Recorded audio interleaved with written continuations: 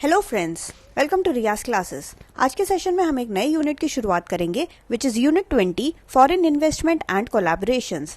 This unit is part of the subject business environment MCO 4 MCOM second year IGNOU. Before we begin, if you like the videos that I'm sharing, do hit the like button. Do share your comments to let me know you find all this useful for your studies. Also, don't forget to subscribe so that you won't miss out on watching and learning from my videos. चलिए शुरुआत करते हैं इस नए chapter की, that is foreign investment and collaborations. तो जैसा कि हम हमेशा करते हैं, चैप्टर की शुरुआत करने से पहले हम देख लेते हैं कि इस यूनिट में हमको क्या क्या टॉपिक्स कवर अप करना है। तो सबसे पहले हम एक छोटे से इंट्रोडक्शन से शुरू करेंगे, then we will study about the role of foreign capital, then FDI and developing countries, trends in FDI flow, FDI policy, trends in foreign collaboration policy, India's external debt. So ये सारे topics जो है हमको इस unit में cover up करने हैं। ये सारा टॉपिक जो है फॉरेन इन्वेस्टमेंट से रिलेटेड है और किस तरीके से वेरियस कोलैबोरेशंस होते रहते हैं। तो इसमें FDI पॉलिसी वगैरह के बारे में आपको ज़्यादा पढ़ना पड़ेगा, वो ज़्यादा थोड़ा सा ध्यान से देखना पड़ेगा। तो शुरुआत हम एक छोटे से इंट्रोडक्शन से ही करते हैं। देखो यहाँ पे हमारा टॉपिक है फॉरेन इन्वेस्टमेंट। फॉरेन इन्वेस्टमेंट का मतलब क्या है? सिंपल हम एक समझते हैं। फॉरेन इन्वेस्टमेंट का मतलब एक कोई कंट्री है, उस कंट्री के, ये कंट्री ए है, कंट्री ए में जो है कोई और कंट्री की कंपनी आके क्या कर रही है, वो आके अपना पैसा लगा रही है, या तो कोई मैन्युफैक्चरिंग यूनिट सेटअप कर रही है, कुछ ना कुछ यहाँ पे इन्वेस्टमेंट हो रहा है। ओके, एंड उस इन्वेस्टमेंट से ये जो कंट्री ए है, उस कंट्री ए को फायदा ही होगा और कंट्री बी को भी फायदा होगा। मे बी कंट्री बी इस यहाँ पे मैन्युफैक्चरिंग यूनिट सेटअप कर रही है क्योंकि यहाँ पे चीप है। ओके, तो दिस चीप यहाँ पे क्योंकि सस्ता है, इसलिए ये फायदा कंट्री बी को हो रहा है। और कंट्री ए को फायदा क्या हो रहा है कि यहाँ पे जो है इन्वेस्टमेंट आ रहा है, फ्रेश फ्लो ऑफ इन्वेस्टमेंट यहाँ पे आ रहा है।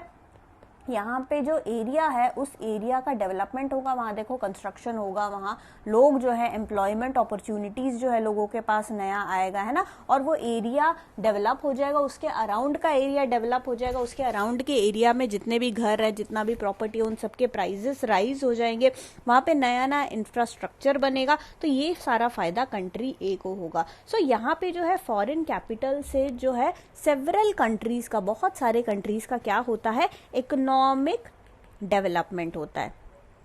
ओके, और अगर हम डेवलपिंग कंट्रीज की बात करें तो डेवलपिंग कंट्रीज के पास काफ़ी ज़्यादा रिसोर्सेज की कमी रहती है। ओके, एंड उनको जो है अपना इंडस्ट्रियलाइजेशन प्रोसेस जो है एकदम स्पीड तरीके से बढ़ाना होता है। और इंडस्ट्रियलाइजेशन प्रोसेस को अगर आपको स्पीड तरीके से बढ़ाना पड़ेगा तो उस चक्कर में जो है उसमें देखो इंडस्ट्रियलाइजेशन प्रोसेस में होता क्या है, आपके पास अगर आपको इंडस्ट्रियलाइजेशन करना, आपको याद होगा हमने प्रीवियस 1-2 यूनिट पहले हमने ये चीज़ डिस्कस करी थी, इंडिया में भी यही बात चली थी कि भाई हमें जो है इंडस्ट्रियलाइजेशन करना है। जब ब्रिटिशर्स वगैरह हमारे यहाँ से चले गए थे तो उस टाइम वगैरह पे हमको लगा कि भाई रैपिड इंडस्ट्रियलाइजेशन जो है वहाँ इंडिया में भी ज़रूरी है। और इसमें हमने ये बोला था इंडिया में एक स्ट्रॉन्ग बेस होना जरूरी है ना, एक स्ट्रॉन्ग इंडस्ट्रियलाइज्ड बेस बनाना जरूरी है। तो यहाँ पे भी जो है डेवलपिंग कंट्रीज को जो है उनके पास क्योंकि रिसोर्सेज की कमी रहती है और उनको इंडस्ट्रियलाइजेशन पे उनका फोकस ज़्यादा रहता है, क्योंकि इंडस्ट्रियलाइजेशन पे अगर आप ज़्यादा फोकस करोगे ना तो इंडिया की बहुत सारी,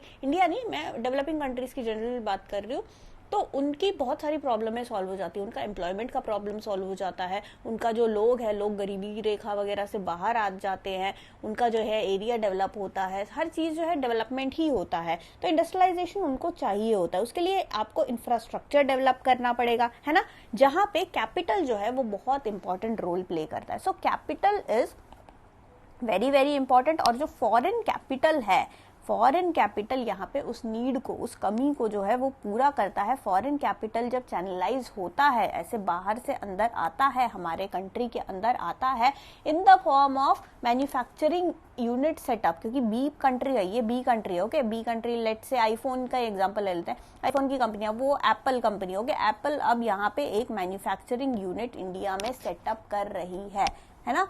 अब उससे एप्पल को भी फायदा है क्योंकि यहाँ से सस्ते में सब कुछ हो जाएगा, और इंडिया को भी फायदा है कि भाई डेवलपमेंट होगा, वहाँ पे मैन्युफैक्चरिंग यूनिट सेटअप होगा। सो ऐसे मैन्युफैक्चरिंग एक्टिविटीज जब बढ़ता है ना तो वहाँ पे जो है धीरे धीरे धीरे धीरे धीरे करके जो है आगे जो है हर चीज़ जो है इंडस्ट्रियलाइजेशन की तरफ हम लोग जाते ही जाते हैं। सो यहाँ पे फॉरेन कैपिटल जो है डेवलपिंग कंट्री के लिए बहुत ज़रूरी है। और अगर हम जनरली बोले तो कंट्री के, किसी भी कंट्री के इकोनॉमिक डेवलपमेंट के लिए, ओके, इकोनॉमिक डेवलपमेंट के लिए क्या है, बहुत ही ज़्यादा ज़रूरी है। तो इस यूनिट में हम जो है मेनली फॉरेन कोलैबोरेशन की बात करेंगे, फॉरेन इन्वेस्टमेंट की बात करेंगे। हम देखेंगे कि रोल क्या होता है, फॉरेन कैपिटल का कितना रोल रहता है, और जो फॉरेन कैपिटल है किन किन तरीकों से आता है इंडिया में, ये भी हम यहाँ पे इस यूनिट में देखेंगे।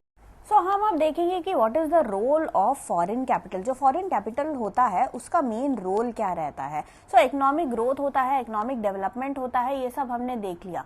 बट काफ़ी बार क्या होता है, कुछ कंट्रीज ऐसे होते हैं वहाँ पे उन्हें कुछ बनाना होता है, उन्हें कोई प्रोडक्ट बनाना होता है, और उस प्रोडक्ट के लिए कभी कभार उनके पास टेक्नोलॉजी नहीं होता, या फिर कभी कभार उनके पास कोई चीज़ की कमी होती है। तो हम जो है कभी कभार जो है दूसरे कंट्री में जाके जो है ये चीज़ करते हैं, ताकि हम जो है फ़ायदा उठा सके वहाँ के सस्ते चीज़ों का। ओके, सो जैसे अगर एक डेवलप्ड कंट्री है, अगर वो किसी और कंट्री में जाए, जैसे चाइना में ही बहुत सारे मैन्युफैक्चरिंग यूनिट्स है, आपको पता ही है। और ये सारे मैन्युफैक्चरिंग यूनिट्स इसलिए क्योंकि चाइना जो है बहुत सस्ते में जो है प्रोडक्शन करता है, उनकी कैपेबिलिटी इतनी है, वो जो है इकोनॉमीज ऑफ स्केल का फ़ायदा उठाते हैं, और बहुत ज़्यादा सस्ते में जो है चीपली आपका प्रोडक्ट जो है वो बन के तैयार हो जाता है।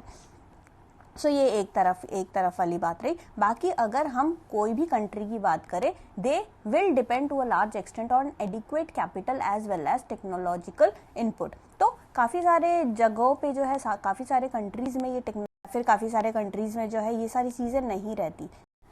सो उस केस में हम जो है दूसरे कंट्रीज़ की तरफ जाते ही जाते हैं। और आजकल जो है इंटरनेशनल इन्वेस्टमेंट का जो है ट्रेंड भी बनता चला जा रहा है, बहुत ज़्यादा जो है इंटरनेशनल इन्वेस्टमेंट होता चला जा रहा है।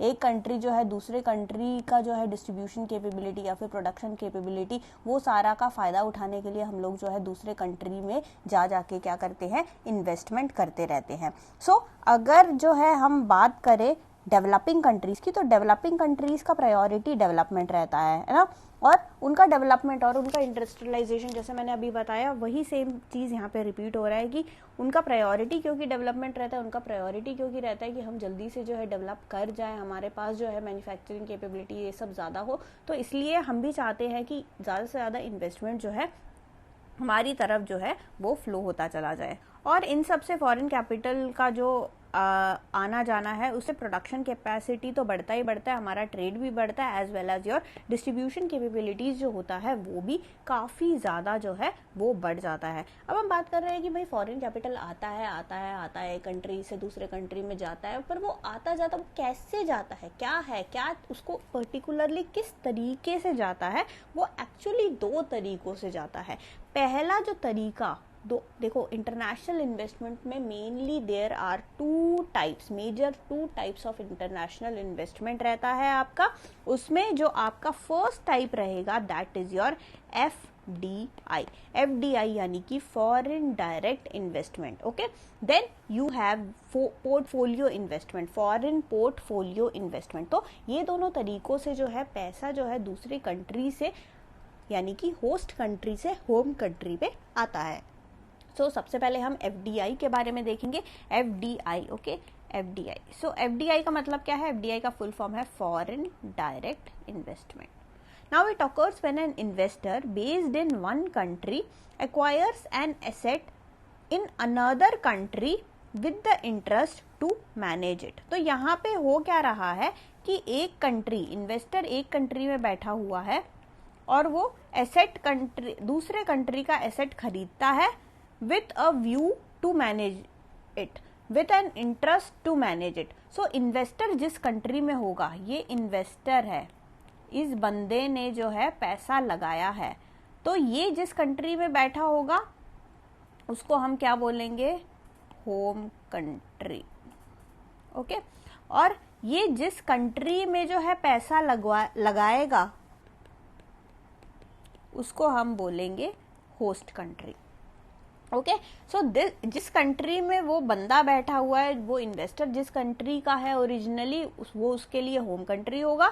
जिस कंट्री में वो बंदा जो है या फिर वो जो इन्वेस्टर जो है जाके अपना पैसा इन्वेस्ट करेगा, that will be a host country to him. तो वो यहाँ क्या कुछ ना कुछ प्रॉपर्टी लेगा या कुछ ना कुछ एसेट को वो एक्वायर करेगा होस्ट कंट्री का, with a view, with an interest to manage it. The investing company also seeks the power to exercise control over the decision making in a foreign enterprise. तो अगर ये investor जो है यहाँ पैसा लगा रहा है तो ही विल एक्सपेक्ट कि मैं जिस कंपनी में पैसा लगा रहा हूँ वहाँ पे कुछ ना कुछ डिसीजन मेकिंग में रोल मेरा भी होना चाहिए, है ना, ऑब्वियसली। क्योंकि मैं देखो बड़े बड़े इन्वेस्टमेंट आता है, ऐसा नहीं है कि हमारी तरह यहाँ 10,000 रुपये लगा दिया, 20,000 रुपये लगा दिया, 1 लाख लगा दिया, ऐसा इन्वेस्टमेंट नहीं रहता इन लोगों का। इन लोगों का बहुत ही बड़ा करोड़ों में जाता है, मिलियंस वगैरह में जाता है, इनके इन्वेस्टमेंट बिलियंस में जाता है। तो जब ये लोग बड़ा इन्वेस्टमेंट करते हैं ना तो ये लोग चाहते हैं कि भाई डिसीजन मेकिंग में जो है, होस्ट कंट्री के डिसीजन मेकिंग में हमारा भी कंट्रोल जो है वो रहना चाहिए। अगेन यहाँ बात आती है कि कितना रहना चाहिए, वो चीज जो है भाई वेरी करेगा कि आपने कितना पैसा लगाया है। ऑब्वियसली आप जितना ज्यादा पैसा लगाओगे उतना ज्यादा डिसीजन मेकिंग का पावर आपको मिलता रहेगा। Okay, so this is your FDI यानी कि फॉरेन डायरेक्ट इन्वेस्टमेंट। अब फॉरेन डायरेक्ट इन्वेस्टमेंट के भी जो है कुछ कैरेक्टरिस्टिक हैं। कैरेक्टरिस्टिक मेनली 4 कैरेक्टरिस्टिक ही हैं। पहला जो है आपका that is the growth of investment has been substantial. Foreign direct investment आजकल आपको बहुत ही ज़्यादा आपको देखने को मिलेगा। वो इसलिए देखने को ज़्यादा मिलता है क्योंकि आजकल इन्वेस्टमेंट का दौर है। इन्वेस्टमेंट जो है एक ट्रेंड टाइप सा वो बनता चला गया है। बहुत ज़्यादा जो है इन्वेस्टमेंट हर फील्ड में आपको, हर एरिया में आपको, हर इंडस्ट्री में आपको जो है देखने को मिलेगा। और मेनली जो है जो bulk of the investment flow कहाँ से कहाँ को जा रहा होगा, डेवलप्ड कंट्री से डेवलपिंग कंट्री में। ओके, मेनली आप ट्रेंड देखोगे तो डेवलप्ड कंट्री ही इन्वेस्ट कर रही होगी।